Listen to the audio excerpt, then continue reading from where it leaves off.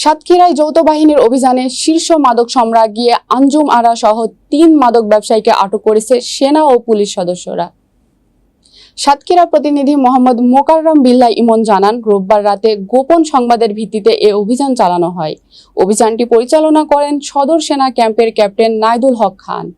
সেনা ও পুলিশের যৌথ টিম শহরের গড়ের কান্দা এলাকায় এ অভিযান চালিয়ে মোহাম্মদ আঞ্জুম আরা ও তার ছেলে মোহাম্মদ আসিফ এবং বাটকেলখালী এলাকার মৃত শহীদুল ইসলামের ছেলে মোহাম্মদ আব্দুল রহিমকে আটক করে।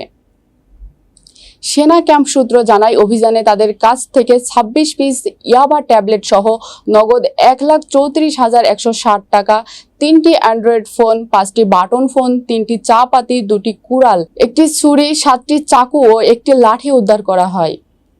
সদর সেনা ক্যাম্পের ক্যাপ্টেন নাইদুল হক খান বলেন, আটক আঞ্জুম আরা দীর্ঘদিন ধরে সাতক্ষীরার মাদক সম্রাজ্ঞী হিসেবে পরিচিত।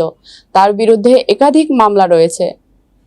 এদিকে আঞ্জুম আরা আটকের পর স্বস্তির নিঃশ্বাস ফেলেছেন স্থানীয়রা। মাদক সম্রাজ্ঞী আঞ্জুম আরা নিজের বাড়িকে মাদকের ডেরা বানিয়ে ফেলেছিল। তার পরিবারের প্রতিটি সদস্য মাদকের সাথে সরাসরি জড়িত। স্থানীয়রা বাধা দেওয়ার চেষ্টা করলে তাদের বিরুদ্ধে মিথ্যা মামলা দেওয়া সহ মারপিট করে হয়রানি করে আসছিল, যে কারণে তার বিরুদ্ধে কেউ মুখ খুলতে সাহস দেখাতো না। এছাড়া পালিয়ে থাকা তার ভাই আশরাফুল ইসলাম ও তার স্বামী সাবেক পুলিশ কনস্টেবল শামসুর রহমানকেও গ্রেফতারের দাবি জানিয়েছেন এলাকাবাসী।